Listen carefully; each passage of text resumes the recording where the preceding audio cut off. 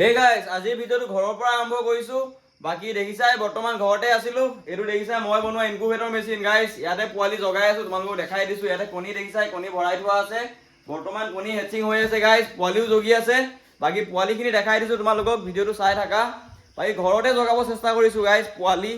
মুঠতে খেতি কৰিলেই নহব, খেতিৰ কঠীয়া নিজে বনাব লাগিব গাইস, হয়নে নহয় কমেন্ট কৰা। বাকি পোৱালিখিনি ইয়াতে আছে দেখিছা গাইস, দেখাই দিছো। ইয়াতে ধুনীয়াকৈ বৰ্ডিং কৰি দিছো ঘৰতে সিহঁতক।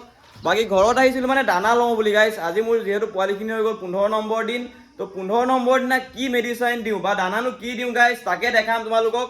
বাকি এইফালে দেখিছাই দানা ধুনীয়াকৈ টিঙত ভৰাই ললো, দুটা টিঙত ধুনীয়াকৈ ভৰাই লৈছো দানা। বাকি ফাৰ্মত গৈ তোমালোকক দেখাই আছো মেডিচাইন কি দিওঁ, লগতে আৰু ফাৰ্মত কাম দুই একটা আছে গাইস, সেইখিনিও দেখাম। তো ভিডিঅ'টো শেষলৈকে চাই থাকা গাইস। দেখিছাই বৰ্তমান আহি ফাৰ্মত পাই গলোহি। বাকি দানা চানা ইয়াতে থোৱা আছে গাইস, দেখিছাই।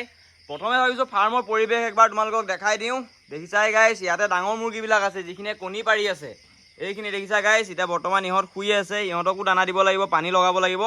বাকি বৰ্তমান পানী দানা চব আনি থোৱা আছে দেখিছাই গাইস। বাকি পোৱালিখিনি দেখাই আছো তোমালোকক এতিয়া। পোৱালিখিনি হৈ গ'ল আজি 15 নম্বৰ দিন, সকলোৱে গম পাইছাই। বাকি আজি এতিয়া বৰ্তমান ইহঁতক দেখিছাই গাইস, দানা পানী লগাই দিলো, লগাই থোৱা আছে। বাকি মেডিচাইনটো পানীৰ লগত কি মিলাইছো তোমালোকক দেখাই আছো, চাই থাকা। বাকি তাতে ডাঙৰ মুৰ্গী আছে গাইস, তাতো আছে মুৰ্গী। ইয়াতে থকা মুৰ্গীখিনি বেছি আছো মানে গাইস। বৰ্তমান 250 টকা কেজিকে মুৰ্গী নি আছে বেপাৰীয়ে। বাকি ইয়াতে আৰু এই পিচ আছে আৰু গাইস, আৰু 3-4-5 দিনৰ ভিতৰত এইখিনিও খালী হৈ যাব। আকৌ ইয়াতে নতুন বেজ ভৰাব লাগিব। বাকি ফাৰ্মৰ পৰিৱেশ এনেকুৱা আৰু গাইস। বাকি আমাৰ দেউতাও আছে লগতে দেখিছাই। বাকি আৰু এটা কাম কৰিব লাগিব আজি। এই ডাঙৰ যিখিনি মুৰ্গী প্ৰথমেই দেখালো গাইস, এইখিনি ইহঁতৰ মানে মতা কেইটাৰ নখ বহুত দীঘল হৈ গৈছে। বাকি মাইকী কেইজনী দেখিছা নোম চুম খৰাই দিছে গাইস। সেইকাৰণে আজি কি কৰিম মানে নেইল কাটাৰ দি ইহঁতৰ মতা কেইটাৰ নখবিলাক কাটি দিম। আগতেও তেনেকৈ কাটি দিওঁ। বাকি এতিয়া বহুত দিন হ'ল কটা নাছিলোঁ, দীঘল হৈ গ'ল মানে গম পাইছোঁ গাইস, সেইকাৰণে এতিয়া কাটি দিয়া হ'ব আজি। বাকি ভিডিঅ'টো চাই থাকা, গোটেইখিনি দেখাই আছোঁ তোমালোকক গাইস। দেখিছাই দানা লৈ ল'লোঁ। বাকি এতিয়া ডাঙৰখিনি প্ৰথমে দি লওঁ গাইস, দেখাই আছোঁ। আমাৰ কেমেৰা পাৰ্চন তুলতুলৰ সহায়ত তোমালোকক দেখাই আছোঁ। বাকি ইহঁতক মানে আজি দিনটো গাইস লঘোণে ৰাখি দিছিলোঁ, কাৰণ ইহঁতৰ উৎপাত বাঢ়ি গৈছে অলপ। বাকি এতিয়া দানা দি দিছোঁ, এতিয়া খাব। বেছি দিয়া নাই গাইস, 2 কেজি 2.5 কেজিমান দানা দি দিছোঁ। বাকি দানা খাবলৈ কেনেকৈ উৎপাত লগাইছে দেখিছাই। বাকি এতিয়া পানীও দিব লাগিব, পানীটো এইফালে দেখাই দে। এইফালে পানী আনি থোৱা আছে দেখিছাই গাইস। পানীত আজি আমি মেডিচাইন দিম সিহঁতক ব্ৰটন। বাকি এইটো হৈ গ'ল ব্ৰটনৰ বটল, দেখাই দিছোঁ চোৱা। বাকি এইটো হৈ গ'ল লিভাৰ টনিক, মানে মুৰ্গী হওক বা যিবোৰ জন্তু আছে জন্তুবোৰৰ লিভাৰ টনিক। বাকি আমি আজি পানী বেছি লোৱা নাই গাইস, কমকৈ লৈছোঁ। চ' এসাফৰে মিলাই দিছোঁ, কাৰণ সাফৰখনত 10 ml মান আহি যায় মানে। তো এতিয়া মিলাই হৈ গ'ল, এতিয়া পানীখিনি দি দিলে হৈ গ'ল গাইস। চাই থাকা, দেখাই আছোঁ তোমালোকক কেমেৰা পাৰ্চন তুলতুলৰ সহায়ত। বাকি পানীটো দিয়াৰ আগত গাইস অলপ জোকাৰি ল'বা। ভালকৈ লগা নাই। বাকি অলপ জোকাৰি ল'বা গাইস, এনেকৈ অলপ জোকাৰি ল'বা। জোকাৰি উল্টাই আৰু লগাই দিলে হৈ গ'ল। বাকি ইয়াতে কাম হৈ গ'ল গাইস, আজৰি। বাকি নখ কটাটো তোমালোকক দেখাই আছোঁ। বাকি এতিয়া পোৱালিখিনিক মই মেডিচাইন কি দিছিলোঁ গাইস সেইটোও দেখাই আছোঁ, চাই থাকা। বাকি দেখা পাইছাই পোৱালিখিনি ইয়াতে আছে ধুনীয়াকৈ। বাকি ইহঁতক দানা পানী দি থোৱা আছে গাইস। এই মাজৰ পাত্ৰটোত দানা খালী হৈ গ'ল, ইয়াতে লগাব লাগিব এতিয়া দানা। বাকি পানীৰ লগত মেডিচাইন কি মিলাইছোঁ তোমালোকক জনাম কৈছিলোঁ। তো গাইস মেডিচাইনটোকে দেখাই দিছোঁ, যিহেতু পানী দি দিলোঁ আগতীয়াকৈ। বাকি মেডিচাইনৰ বটলটো দেখা পাইছাই গাইস, ব্ৰটন। ডাঙৰখিনিক যিটো মেডিচাইন দিছোঁ লিভাৰ টনিক, ইহঁতকো সেইটোৱে দিছোঁ। যিহেতু ইহঁতৰ দানা এতিয়া চেঞ্জ হৈছে। পোৱালি অৱস্থাত থাকোঁতে গাইস দানা দি আছিলোঁ প্ৰি ষ্টাৰ্টাৰ, আৰু এতিয়া যিহেতু লাহে লাহে ডাঙৰ হৈছে ইহঁত, এতিয়া 200 গ্ৰাম 250 গ্ৰাম বা 300 গ্ৰাম ওজন আহি গৈছে। সেইকাৰণে ইহঁতৰ দানা চেঞ্জ কৰা হ'ল। এতিয়া দানা দি থোৱা আছে গাইস ষ্টাৰ্টাৰ। বাকি ষ্টাৰ্টাৰ দানা দিয়াৰ বাবে গাইস ইহঁতক মানে লিভাৰ টনিক দি দিছোঁ, যিহেতু ইহঁতৰ লিভাৰটোৱে নহ'লে কষ্ট পাব বা দানা হজম কৰিব নোৱাৰিব। বাকি লিভাৰ টনিক দি দিয়াৰ লগে লগে এতিয়া হজম কৰি দিব, আৰু দানা যিমানে স্পীডত খাব গাইস সিমানে স্পীডত মুৰ্গী ডাঙৰ হ'ব।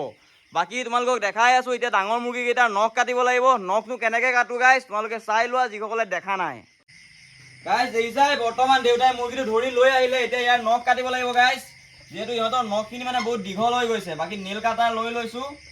বাকি এতিয়া নখ কাটি আছোঁ গাইস, চাই থাকা। নখৰ আগটোত কাটিব লাগিব, ভালকৈ দেখাই দে তুলতুল।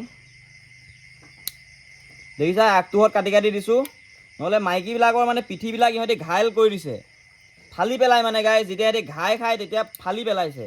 তো তাৰ বাবে নখৰ আগবিলাক আমি এনেকৈ কাটি দিছোঁ দেখিছা। এতিয়া ভুদা হৈ গ'লে ফালিব নোৱাৰিব আৰু গাইস।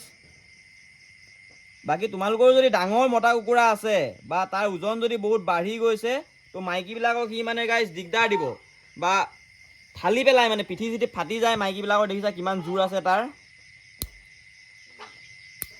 বাকী নখখিনি এনেকেই কাটি দিছোঁ আমি যেনেকৈ মানুহৰ নখ কাটো গাইজ নেইল কাটাৰ দি নেইল কাটাৰটো অলপ সৰু হৈছে ইয়াৰ কাৰণে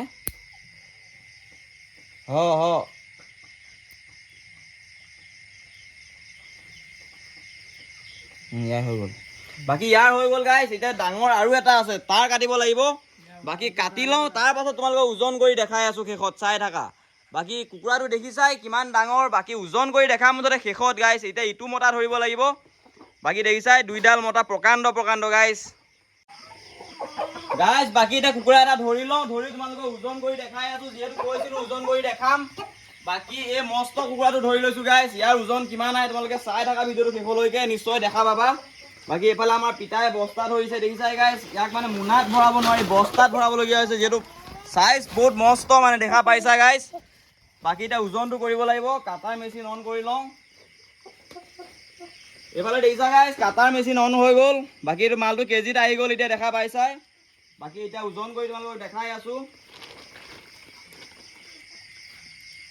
দেখা পাইছা গাইজ 6 কেজি 300 6 কেজি 300 গ্ৰাম হৈ গৈছে গাইজ এটা কুকুৰাৰ ওজন বাকী বস্তাটোৰ ওজন 150 গ্ৰামমান হ'ব বাকী 6 কেজিৰ ওপৰত মুঠতে গাইজ এটা কুকুৰাৰ ওজন 6 কেজিৰ ওপৰত তো কুকুৰাৰ কেজি যদি গাইজ 250 টকাকৈ হয় কুকুৰাৰ কেজি যদি 250 টকাকৈ হয় বৰ্তমান এই জাতৰ কুকুৰাৰ কেজি যদি 250 টকা মাৰ্কেটত হয় তো 6 কেজি কুকুৰাৰ দাম কিমান হ'ব গাইজ তোমালোকে হিচাপ কৰি কমেণ্ট কৰা বাকী মুঠতে পথাৰ আমাৰ বজাৰ আমাৰ গাইজ জুবিন দাই কৈ গৈছিল আৰু আমি নতুন প্ৰজন্মই কৰি দেখাব লাগিব গাইজ হয়নে নহয় কমেণ্ট কৰিবা বাকী আজিৰ ভিডিঅ' ইমানতে সমাপ্ত কৰিছোঁ নেক্সট ভিডিঅ' লগ পাম আজিলৈ বাই বাই গাইজ